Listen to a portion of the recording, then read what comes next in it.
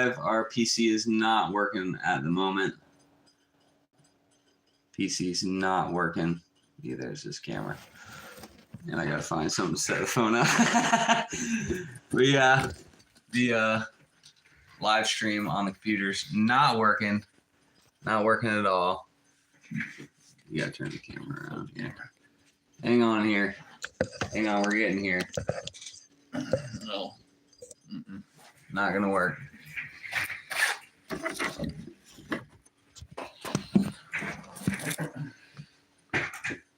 You have to scoot in closer, bud. You have to scoot in closer. It'd be nicer if the camera was there. First live stream here, guys. Bear with us. I'm on my phone, live streaming on my phone right now. I'm not even on the internet on my phone. I'm just saying you need to exit that though, in case it double starts on you. We're gonna let some people trickle in here and take apart this here reel that got a little sauced up on a last trip. Do you have the tools? Mm-hmm.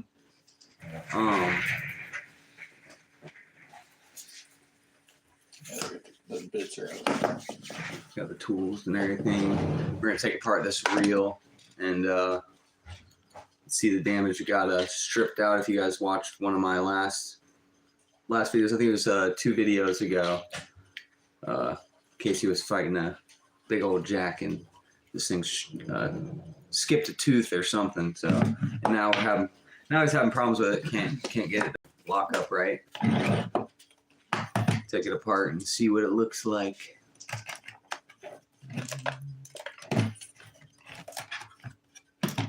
This was like $8. Is it all stars? Or is it Allen keys? Oh yeah, you said it was like 3 different things, right? It's just the These things have like 3 different types of This is the only one bolts that on fit it. it. Oh great. That's great. No, this That's not the one. This is not the one. I bet it's gonna be one of these. One of those stars. I don't know where the chat is at. Rotate device. All right, well, it's telling me it won't let me rotate my device here, guys. So hang on a second. Get this here figured out. Bear with us here. No, my rotation's on. I think it's live. Live is locked. It's probably sideways on everybody's screen here. Let's flip it up. It's all sideways on everybody's screen right now. Flip it up. We'll flip it up and move it back a little bit here, guys. But it'll be hard to get us both in here. We're gonna have to huddle together on the phone instead of the computer because it didn't work. So. Didn't want to load up and go live. I think I might have to hook a hard wire into my router to get a better signal. But yeah, we're taking apart this Toadfish Carbon series, if I'm not mistaken. 2500. 2500. We're gonna take that apart and see what the gear looks like. Yeah, because I haven't even looked at it myself yet. Pretty So. stressed out.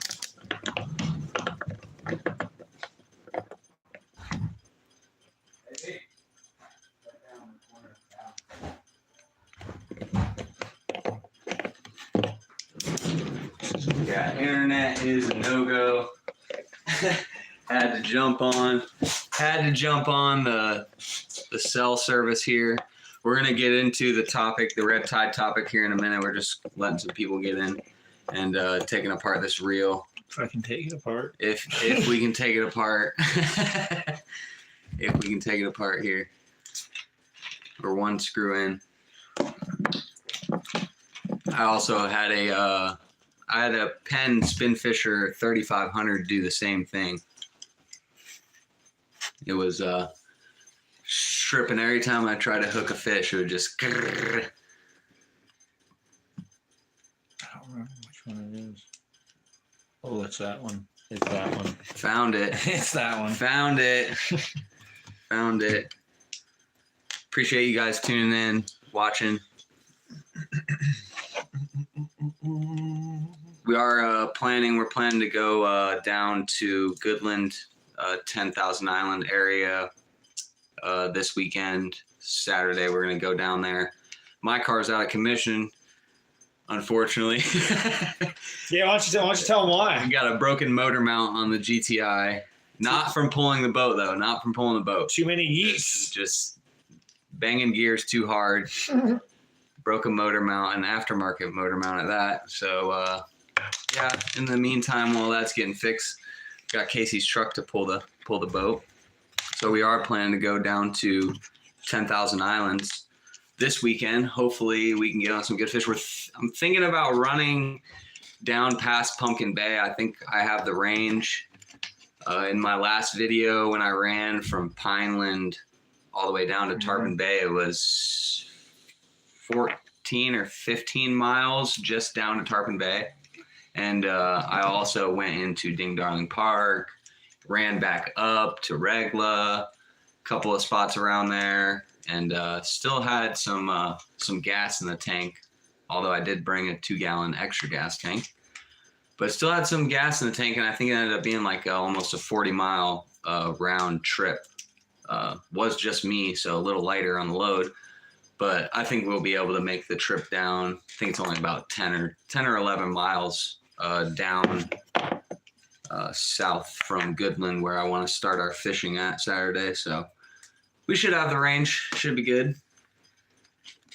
What we got going here? There's 3 different bits. Oh, three different bits to take this Toadfish Carbon Series. Was that 3,500? 2,500. Oh, 2,500 part. They're probably all the Carbon Series are probably the same. Probably all built the same. All the sizes, anyways.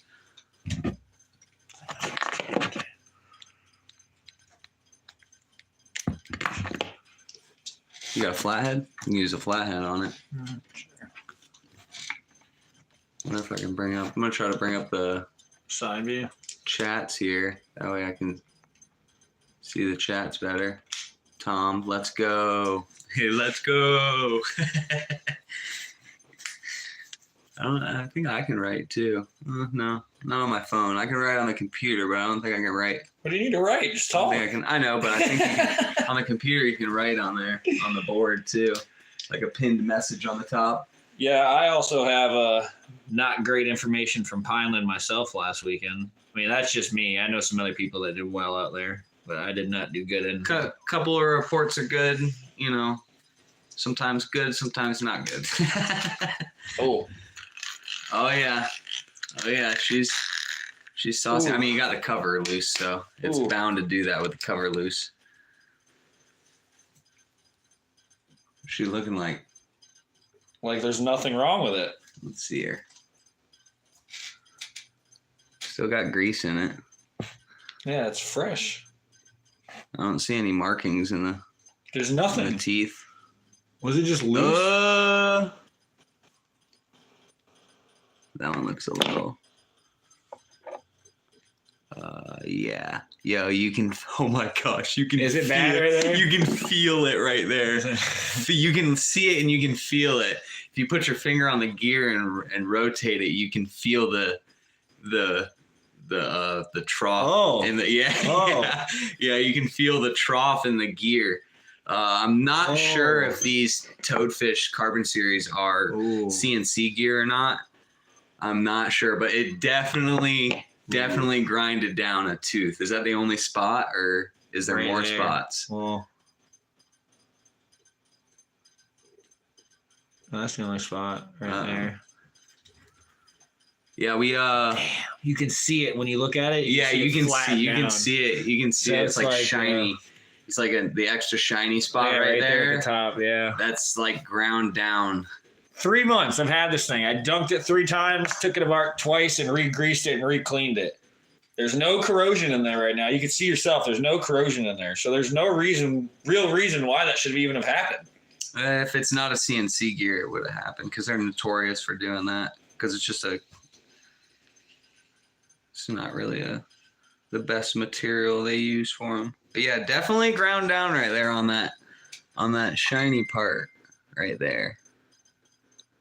Yeah, you can see it right at the top right there. Yeah. You know, definitely shiny spot.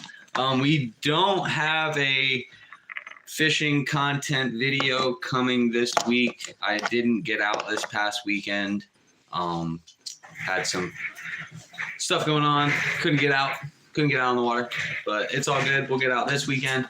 We got some people in here now. We'll go ahead and get on to our main topic here now that we're done with our scavenger hunt as to what went on with this thing. And yeah, because I hadn't even looked at it. there you go. I hadn't looked at it. I was kind of just throwing it to the wall. Yeah, she's definitely ground down.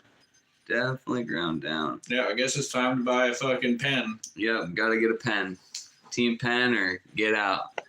Yep, cheap pot metal wears like that. See, he's not wrong. He's not wrong, because that is like pot metal. He's not wrong. Cheap. It's cheap stuff. It's like molded stuff. See, I thought toadfish had been around longer, and then Ryan looked it up, and they'd only been around like 5 years. I was like, since like 2017. I was like, I might have made a mistake here. Yeah, a little bit of a mistake. I might have made a mistake here. A little bit of a mistake.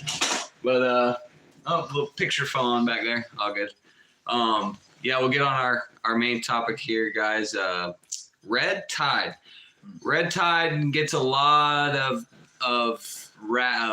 I don't want to say it gets a lot of bad rap, because it is a bad thing. It is a bad thing. Red tide rolls in, kills fish, messes with people's health. You know, it can also get airborne, whatever, what have you. Red tide, just a general term there. What's actually happening, of course, is an algae bloom. A harmful algae bloom is what they call it. A HAB. What's going on here? I'm getting a phone call. They can hear it. Yeah, probably. But yeah, so had to go live on the phone because the computer's not working for the live stream. But yeah, Carina brevis, red tide, just a general term for an algae bloom that comes in, creates havoc, kills fish. You know, just really bad for our waters. Really, really bad.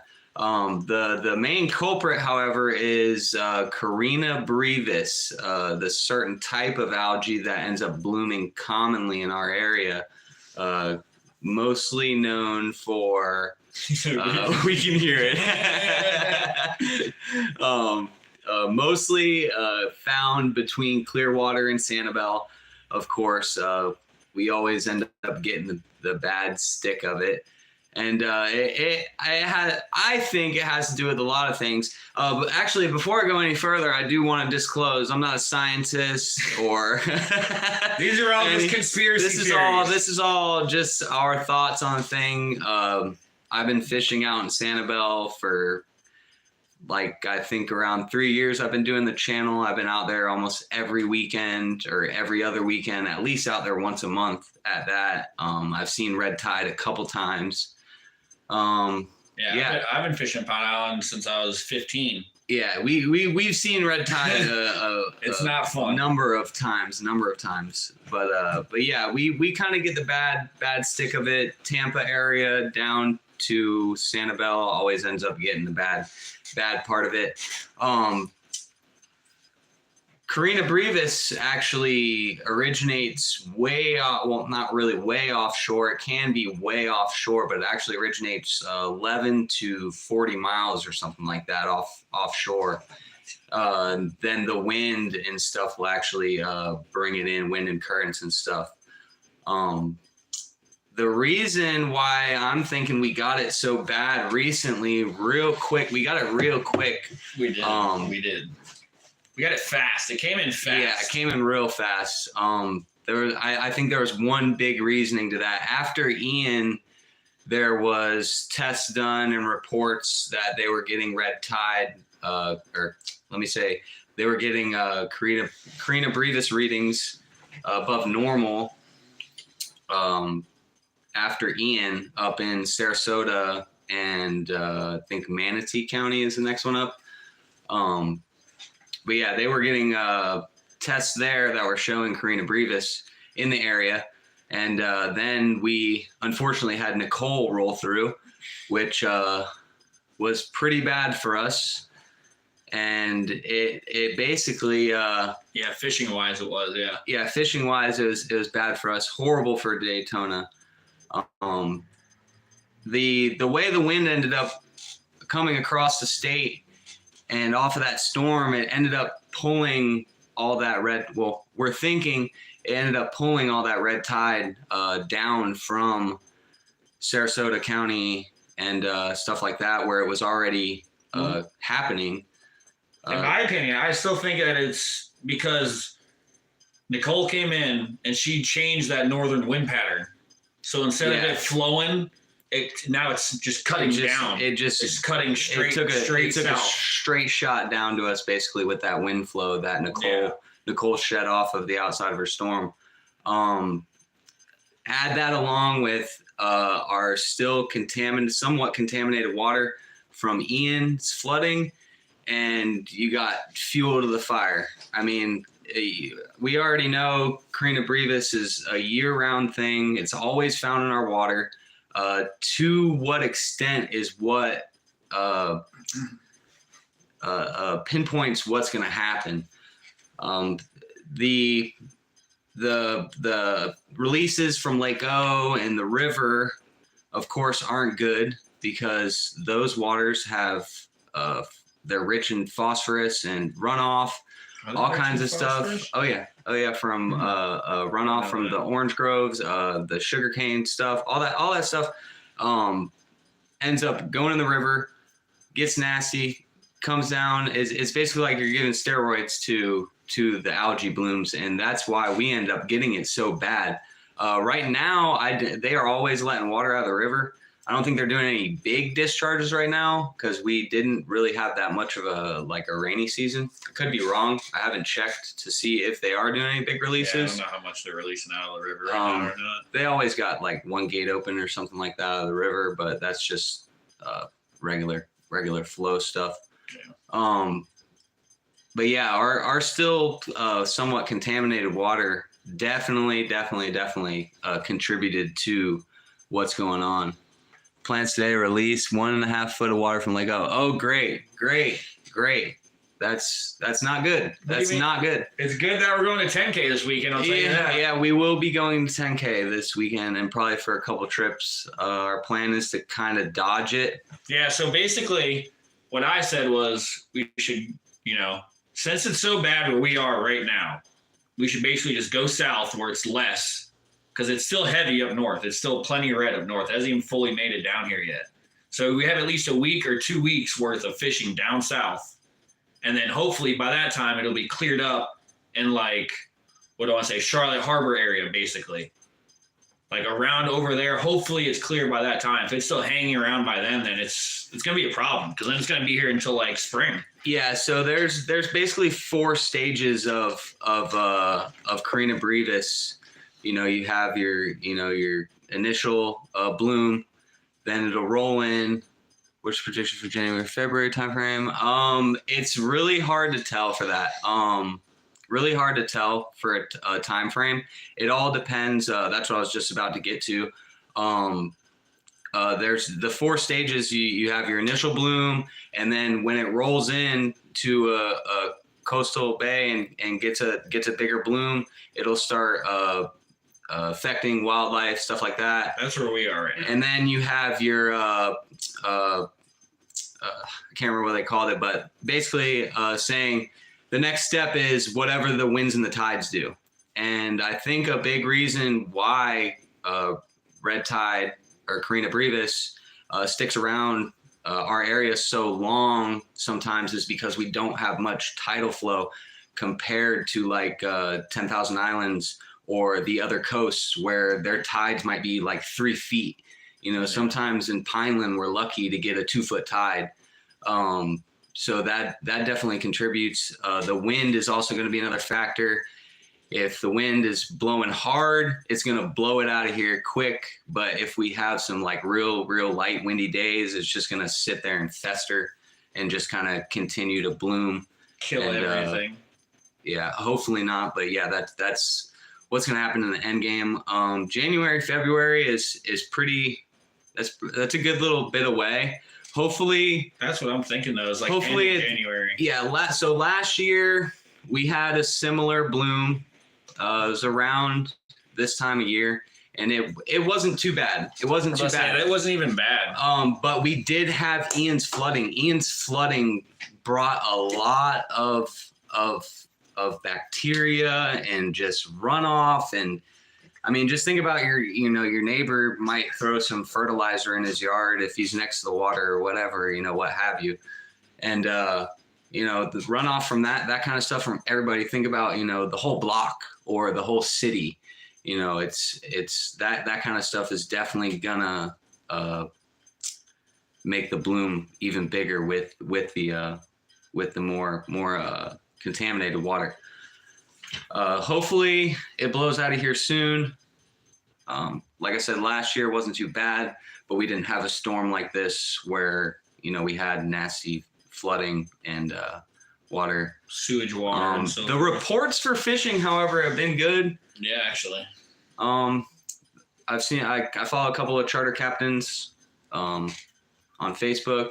Shout out to Crushing It Charters, and Top Slot Charters is another one that I follow. They're always on the fish. They get on the fish whenever. And they get it every time. But yeah, the reports are good. They've been catching good, decent fish. Another thing about red tide, we didn't get a test reading from FWC last weekend or last week because of the holiday, because of Veterans Day. Happy Veterans Day. Thank you to all the people that serve. So we will get another one not tomorrow, but Friday. We'll get another test sample from FWC, and we'll have to see how it looks from there. But I think it's been like 2 weeks since they put out the picture, the screenshot that I used for this video was the last recorded test sample and satellite imagery that they did to kind of see what was going on. I think that wraps it up for Karina Brevis for red tide there. Hopefully she gets out of here. Hopefully she just goes on. I have seen some people talk about some fish kills and nasty smelling water, which is normal. And we're going to start seeing like mullet. Yeah, so like catfish, maybe. We'll get into what I said. When I went out on Saturday, on my way back, the red tide was completely in on my way back last Saturday when I fished Pineland. So I was headed back, and all I seen was dead mullet and just whatever was around. It was just dead, floating. I was just like, wow. It rolled in fast because there was nothing floating all day. It was only towards the end of the day when it really started to come into Pinelands when everything was floating. I was like, oh, shit. So I got out of there by probably 2 o'clock. I didn't catch much. I hooked up to a bunch. There was a bunch of tarpon rolling out there early morning. That's not uncommon out there in Pineland. But where I go, they were just everywhere. And I didn't hook into one. Got broken off by another one. Lost a couple reds. Lost a snook. And I was just like, called it a day. Because then this reel, ended its life. It's the last thing I heard. Yeah. Last thing I heard. I couldn't even reel in like a 10-inch snook with it. It was just like, I was like, yeah, it's done. Yeah, it's done. I could look at it and tell it was done. Yeah, it's completely rounded over. Completely rounded over. If you guys want to see that happen, it happened check out 2 videos ago. I think the videos.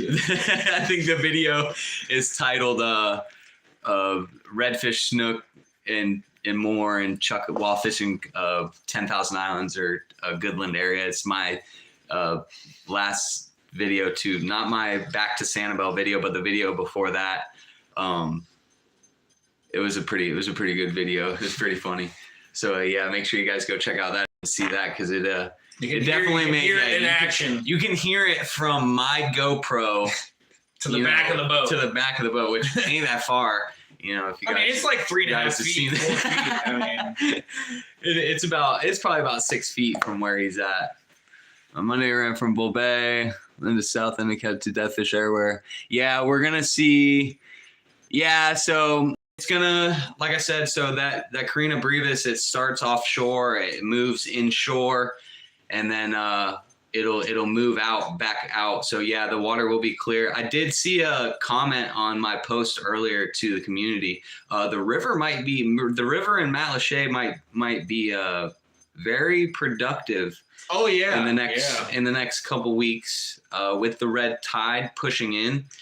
Actually, this weekend or next weekend, it might be the most productive because, like I said, last Saturday, mullet were already dying in Pineland. Mm-hmm. So by this weekend, it's had to have made it up to the pass in Sanibel. Mm-hmm. You know what I mean? Yeah. So there's a good chance that they're already starting to flow in there. The last I heard about the bridges, they were letting people go to Bonita Beach, but I don't know how far down the road. So I have no idea about that. But yeah, the river in Matlacha might be very productive in the next couple of weeks with red tide moving in. Those fish might push back those bigger fish. The smaller fish, they might be all right. They don't take too much oxygen to live. Like a lot of the reports I've been seeing the fish have been biting, but they're not like the big ones like you would normally catch out there. Although not every time is a monster, but it was more of the smaller fish. But yeah, the bigger fish are definitely gonna push in. They're gonna try to get away from that low oxygen water. Because Carina brevis is gonna come in. It's gonna discharge. I can't pronounce it. I'm not even going to try to pronounce it, but it discharges some stuff, makes the water discolored, takes the oxygen out of it, and that's why we get fish kills. Like I said, hopefully it'll go away. As far as the getting to bridges in Lover's Key, I don't know if Lover's Key is open. I have heard a lot about debris out in Estero Bay. I haven't made it out there. There is a whole house back in the back bay. There's an entire house back there. Unless they cleaned it up already. Unless they got it out of there. There was a whole house. It's a whole, like the second from the first floor up, just out there. Yeah, it's a whole house out there that floated out there. So I haven't gone out there. I probably won't make it back out to the sound to do any fishing for a while. I might go out there to move some branches. I'm thinking about going out to Regla, and because I know a lot of people run behind Regla Island. There's a kind of a channel back there that runs behind the back islands, and it's nice to get away from the wind and the bigger waves back there. I know a lot of boats run back there, so I'm thinking I'm going to go out there and try to move some of the tree branches closer to the island where people don't run. That way, hopefully save somebody's lower unit. And create a little bit of hard something hard to fish. Probably cannot. Oh, the front of Regla is just all tree branches. The snook are gonna love that place in the upcoming winter time. The snook are really gonna love Regla with all the tree branches and the water around it. But yeah, I could not move the big one that I saw out there. It's too big and it's too shallow right there, so the water doesn't make the tree buoyant enough to make it light enough for me to pull. That's what buoyant means, I guess. So I kind of said that twice. But yeah, if you guys have any questions, any more questions, any tackle question, I'm here to answer tackle questions. What do I do in this situation questions? What's the next move for the channel questions? Question for you guys. Do you guys want to see some merch, like a shirt, something, jacket, beanie, anything? Some kind of merch. I got a few funny t-shirt ideas. I won't say them on live because I don't want them taken. But yes, I do have a few. So trademark by Ricky Bobby. Trademark by Ricky Bobby. But yeah, I do have a couple of kind of funny t-shirt ideas. So do want to do some merch in the upcoming future of the channel. Side note, what do we got here? The best news today was that Lee County Continental Water Survey. See, Found no fickle matter. Why does it keep going? It keeps going away on my phone over here, guys. I don't understand why it doesn't just stay up. Yeah, I don't know why it's not staying up. Bacteria, any of the beaches? Okay, cool. If so people are there, there will so be. that's good. So that's really good. So I did not know that. So that's gonna play a big part in Carina brevis not having a big bloom. Hopefully those Lake O releases don't add fuel to the fire. We'll pray on that for sure. But yeah, hopefully the the Lake O releases don't harm that or don't. 1.5 feet is a lot. That. Or was it 2.5 feet? Did you say 1.5 feet? I think he said 1.5 feet. You can look up in the comments. 1.5 feet. Yeah, foot and a half. I mean, that's a lot when you think about. I mean, you really have to see. What's that though? 1.5 feet a day, 1.5 feet an hour. See as many dead fish. Went out today, didn't see as many fish. That's a really good sign. That could mean that it's moving faster than we think it is. Did you see any live fish? Did you What did you smell? Is my question. That's the main telltale. Those fish might have already moved out of that area. They could have just been eaten by birds already. Or that. That's one really strong possibility. Speaking of getting eaten by something, last video I saw what I think was a big python out in Ding Darling Park, which wouldn't surprise me after Ian. Yeah, I think it just got blown up in there. I really do. Yeah. So I'm pretty sure I saw a giant python. I don't know if you guys caught that part of the video. It was kind of funny. But yeah, really bass fishing. No. We've been there, done that. Don't do it. Been there, done that. Don't do it. I love bass fishing. Honestly, if you want to go do some bass fishing, I would recommend just go to Miami and just, catch you some peacocks. Maybe if you want to go up to Lake Ida and catch clownfish and peacocks, you can do that too. And you can also do that from land in Miami. There's a lot of land-based spots in the canals. Almost all those canals over there in Miami hold peacocks. But trust me, you'll like. They're way more closer to like an actual saltwater fish compared to just reeling in bass like they're trout. Yeah. You know what I mean? Let's go. I'm at Lachey, and it was horrible today. I went out near Tarpon Bay and no dead fish. Caught jacks and a couple of nice. There was life. Nice. There was life. Nice. Tarpon Bay. There was life. I mean, I'm sure you guys know from my videos, Tarpon Bay is one of my favorite spots in the Sound. It's good to hear, though. It's a really, really good spot. And, I saw life when I was there. When I went out there after Ian, when I went from Pineland to Tarpon Bay, I went out there, caught some fish and stuff. So, yeah, Tarpon Bay is usually pretty good during red tide. The spots that I see get hit a lot are like closer to the passes, of course, because that's where it comes in at. It comes through the passes. Oh, yeah, like Boca Grande Bass was probably like horrible last weekend. It was probably so bad. A few years ago, I actually think I put it in one of my videos. A few years ago, I was out in Ding Darling, and I pulled up to a bay, to the mouth of a bay. And when I pulled up, I thought, there was just a bunch of floating leaves and grass and stuff. Well, then I just started paying attention. It was actually all dead pinfish. It was literally just like stars in the sky. They were just everywhere. So the Ding Darling gets hit kind of bad sometimes when we have a bad bloom. Tarpon Bay sometimes will stay a little clear. It all depends really how the wind blows and what direction it goes. I did find out today Carina brevis moves at like 1 meter an hour. So if you think about that, it would be pretty slow, but that's considering just normal wind and tides. It's not really considering like if we have a 20-mile-an-hour north wind like we're supposed to this weekend after not being able to fish last weekend. That's less. So, that's less than so that might contribute into it getting out of here. What was that last comment? You said he caught the snook in Miserable Mile. In Miserable Mile. I like Miserable Mile. I like to try to stay away from Miserable Mile because I'm on the small boat. A lot of big boats like to go through there. Falling water temperatures help mitigate the red tide problem. Red tide don't really care.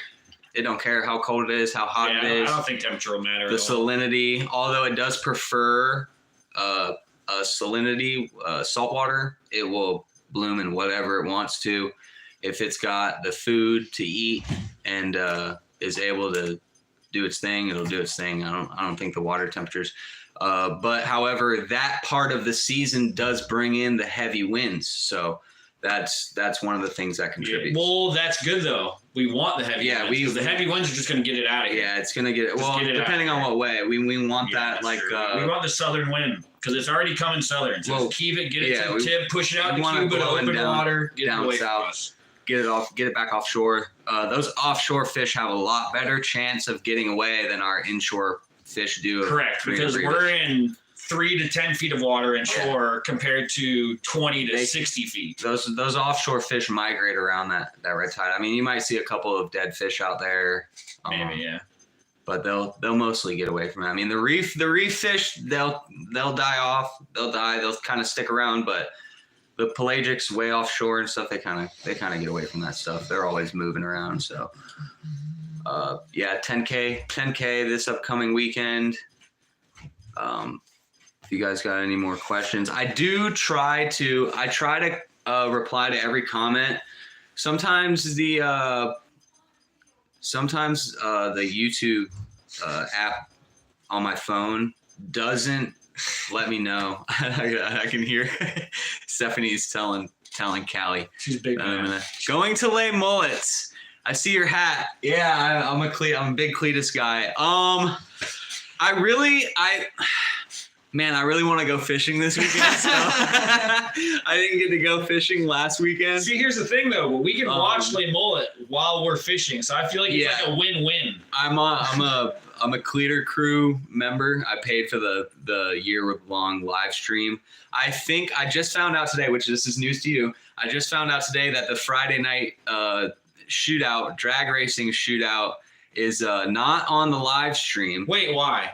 Apparently the crew wasn't, he just announced it in today's video. The crew wasn't prepared to do that. They didn't know they were doing that. So they're not doing the drag race Friday night on the live stream.